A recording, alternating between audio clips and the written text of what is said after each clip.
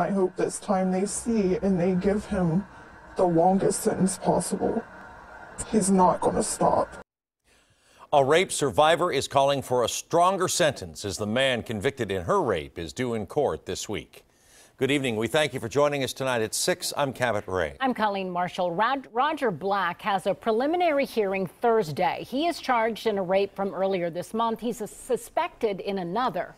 NBC4's Renee LaSalle spoke to the survivor of that 2004 attack. She joins us now with that woman's reaction to the news that the same man was free to allegedly rape someone else. Colleen, the emotion in her voice today was so powerful, a conversation I'll never forget, and a woman whose life will never be the same. Last week, I spoke to the mother of that survivor. She says that her daughter's attacker could not destroy her spirit. Today, the survivor of that 2004 attack is calling for change. Something that he did to me that's going to, affect me the rest of my life. A life sentence for this survivor of a violent crime.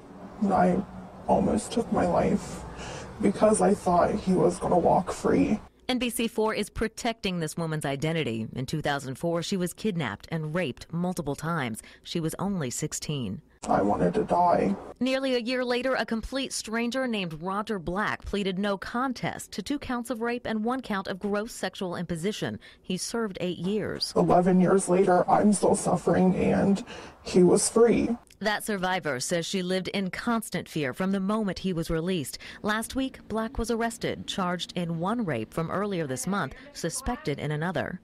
I felt relieved and heartbroken at the same time. Now she's calling for stronger sentences for the perpetrators of violent crime. Especially somebody that never admitted to what they did.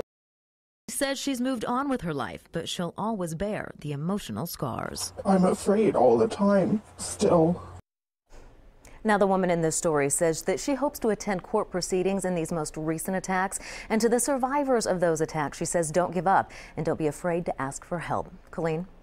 All right, thanks so much, Renee. Black is a registered sex offender following his conviction for rape and gross sexual imposition in 2004. He was sentenced to 8 years in prison in that case. According to court records, he was back in prison earlier this year for violating his parole. He was on adult parole authority supervision at the time that he was arrested for allegedly kidnapping a teenage girl and assaulting her. Black is also connected to a separate incident just 1 week earlier.